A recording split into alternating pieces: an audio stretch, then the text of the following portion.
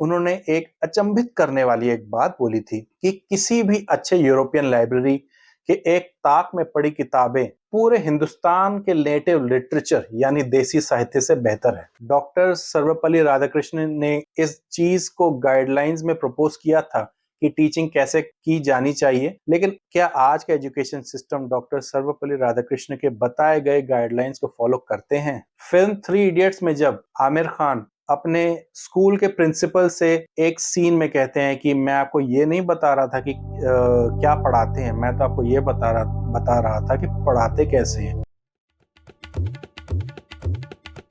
नमस्कार दोस्तों, कैसे हैं आप? आज तारिकिस्तान के एक नए एपिसोड में आपका स्वागत है। दोस्तों, आज का एपिसोड डॉक्टर सर्वपल्ली राधाकृष्णन की जन्म तिथि पर, जिसे हम टीचर्स डे के नाम से जानते हैं, आधारित है। उनके जीवन सार समझने के लिए उनका जन्म और ज्यादातर जीवन कैसे माहौल में और कैसे दौर में गुजरा, ये जानना जरूरी है। डॉक्टर सर्वपल्ली राधाकृष्णन का जन्म 19वीं शताब्दी में हुआ था। ये वही 19वीं शताब्दी थी जिसमें सन 1835 ईस्वी में, जब British east India company Hindustan पर धीरे धीरे अपना शिकंजा कस रही थी, तब एक व्यक्ति थॉमस मैकॉले ने कुछ बातों का ऐलान किया था। पहला, यह कि हम हिंदुस्तानी जबानें जैसे संस्कृत, हिंदुस्तानी, फारसी और अन्य हिंदुस्तानी जबानों को साइड में कर रहे हैं और अब इंग्लिश ही मेन लैंग्वेज होगा। दूसरा, उसने इंडिया के एजुकेशन सिस्टम जो गुरुकुल और मदरसों पर आधारित था, उसको डीलेजिटिमाइज करके जो पश्चिमी दुनिया के स्कूल सिस्टम जो था, उसको स्टार्ट किया। और तीसरा, उन्होंने एक अचंभित करने वाली एक बात बोली थी कि किसी भी अच्छे यूरोपियन लाइब्रेरी के एक ताक में पड़ी किताबें पूरे हिंदुस्तान के नेटिव लिटरेचर यानी देसी साहित्य से बेहतर है। ये बात उन्होंने कही और यही सोच हिंदुस्तान में हुकूमत कर रहे अंग्रेजों का था। अंग्रेजों का मानना था कि वह हिंदुस्तान में लोगों को सभ्य करने के लिए आए हैं। दोस्तों, इससे बड़ा झूठ हिंदुस्तान के इतिहास में कभी किसी ने नहीं बोला होगा, क्योंकि आप यानी कि अंग्रेज एक सोफिस्टिकेटेड और समृद्ध सभ्यता को कंट्रोल करने के लिए आए थे, उस पर कब्जा जमाने के लिए आए थे।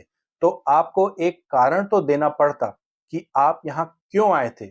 और जब आपके पास सच बोलने का ऑप्शन नहीं था कि भाई हम तो तुम्हारे देश को लूट के अपने देश को चमकाने के लिए आए थे, तो उन्होंने ये बोलना उचित समझा कि जी इंडिया में तो सिस्टम है, इंडिया में जो सिस्टम है सही नहीं है, इसलिए हम आए थे।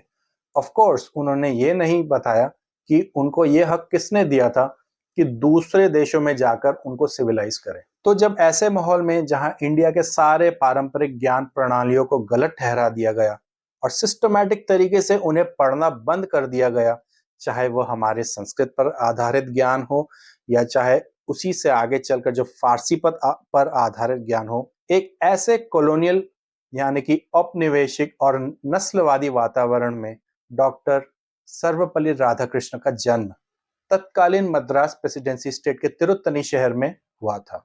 डॉक्टर सर्वपल्ली राधाकृष्णन एक बहुत ही गरीब फैमिली में जन्मे थे। उनके पढ़ाई के दिन काफी मुश्किल भरे थे और उन्होंने हमेशा स्कॉलरशिप लेके पढ़ा। वह एक ऐसे इंटेलिजेंट स्टूडेंट थे जिनका लेवल ही अलग। मैं आपको तो नहीं जानता, पर मैं ऐसा कभी नहीं कर सकता था। आज के डेट पर तो खैर स्कॉलरशिप लेने के लिए भी एक अलग लेवल पे जद्दोजहद करनी पड़ती है, ट्यूशंस लेने पड़ते हैं।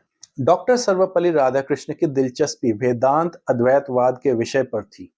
उस वक्त अंग्रेज लोग यह कहते थे कि वेदांत अद्वैतवाद में नीति ज्ञान ही शामिल नहीं है। डॉक्टर सर्वपल्ली राधाकृष्णन अपने एक इंटरव्यू में कहते हैं कि जब उनके ब्रिटिश टीचर्स इंडियन फिलॉसफी को क्रिटिसाइज करते थे तो उनको काफी खराब लगता था और इससे उनके अंदर एक क्यूरियोसिटी जगी कि मैं भी एक बार चेक करूं कि ये जो कह रहे हैं इसमें कितनी सच्चाई है। दोस्तों, अगर आपको यह समझना है कि ये वेदांत अद्वैतवाद के बारे में अंग्रेजों को गलत समझ कैसे मिली, तो उसके लिए आपको अंग्रेजों के हुकूमत करने के तरीकों को समझना पड़ेगा। हमें याद रखना पड़ेगा कि अंग्रेजों ने ऐसे बहुत काम किए जहां उन्होंने पढ़ा कुछ और व्याख्या कुछ और करके चले गए।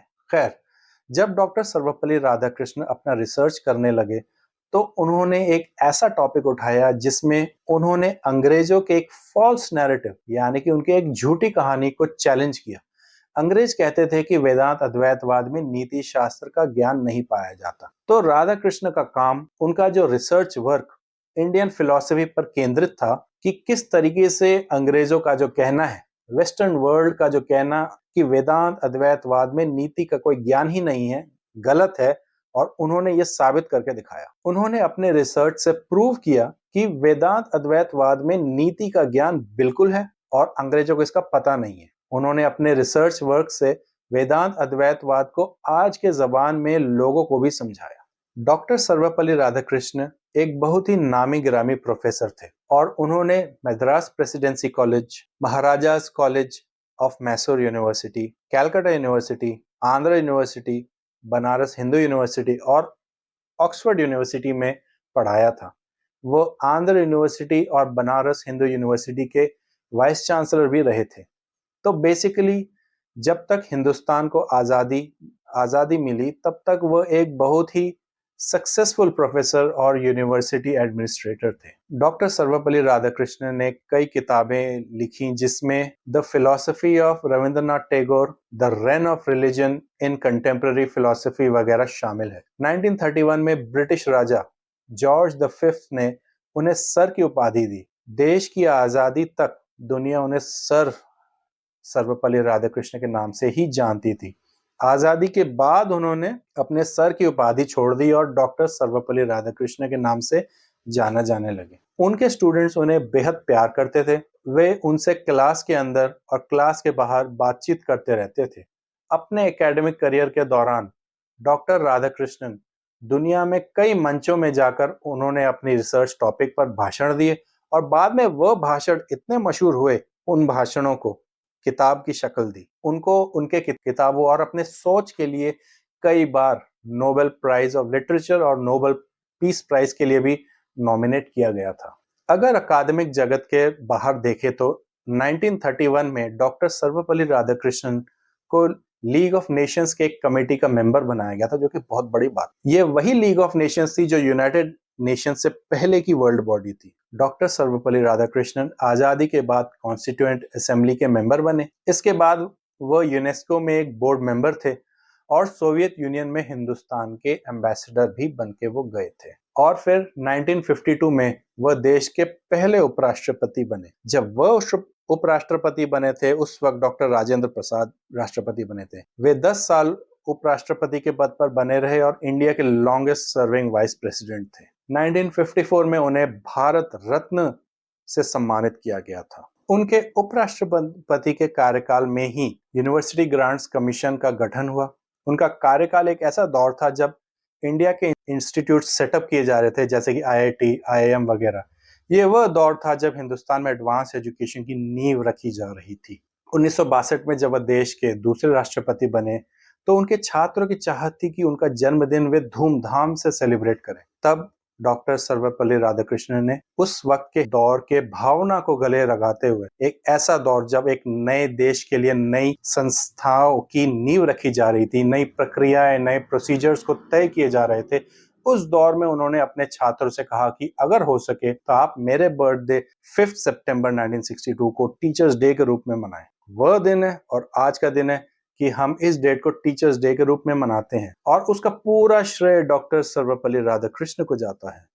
डॉक्टर सर्वपल्ली राधाकृष्ण की अध्यक्षता में 1948 में यूनिवर्सिटी एजुकेशन कमीशन बनाया गया था। इस कमेटी ने आजाद हिंदुस्तान में यूनिवर्सिटी एजुकेशन किस तरीके की होनी चाहिए, उसका सिस्टम, पढ़ाया कैसे जाए, किस माध्यम से पढ़ाया जाए, परीक्षाएं वगैरह कैसे लिया जाए, इन सब के बारे में अपनी सलाह दी। इस कमेटी ने ये बड़े बारीकी से बताया कि पढ़ाई करने का मकसद क्या होना चाहिए। इस कमेटी ने यह सलाह दिया कि आजाद भारत में टीचरों को टीचिंग कैसे करानी चाहिए, कैसे एक बच्चे के अंदर सोचने की क्षमता बढ़ाने में उसकी मदद करनी चाहिए, कैसे बच्चे का आत्मविश्वास को बढ़ाना चाहिए, कैसे एक बच्चे के अंतरात्मा को बढ़ावा देना चाहिए वगैरह। इस कमेटी के रिकमेंडेशंस काफी इंप्रेसिव थे।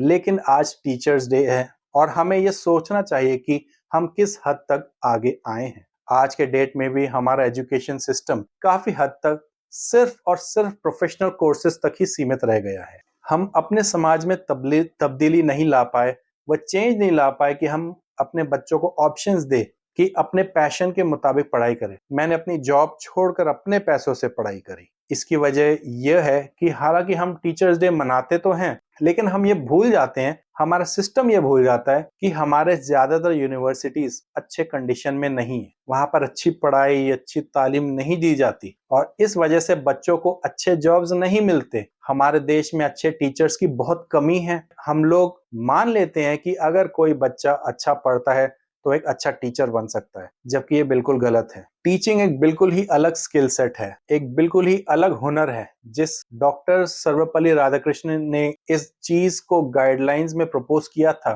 कि टीचिंग कैसे की जानी चाहिए। लेकिन क्या आज का education system doctor Sarvepalli Radhakrishnan के बताए गए गाइडलाइंस को फॉलो करते हैं? फिल्म 3 इडियट्स में जब आमिर खान अपने स्कूल के प्रिंसिपल से एक सीन में कहते हैं कि मैं आपको ये नहीं बता रहा था कि क्या पढ़ाते हैं, मैं तो आपको ये बता रहा था कि पढ़ाते कैसे हैं, तो ये बिल्कुल सही बात वो कह रहा था। दोस्तों, मेरी ख्वाहिश है कि काश हम डॉक्टर सर्वपल्ली राधाकृष्णन ने जो राह बताई थी कि एक अच्छे टीचर होने और कैसे बच्चों को पढ़ाने की, हम उस पर काम करें और आगे बढ़ सकें।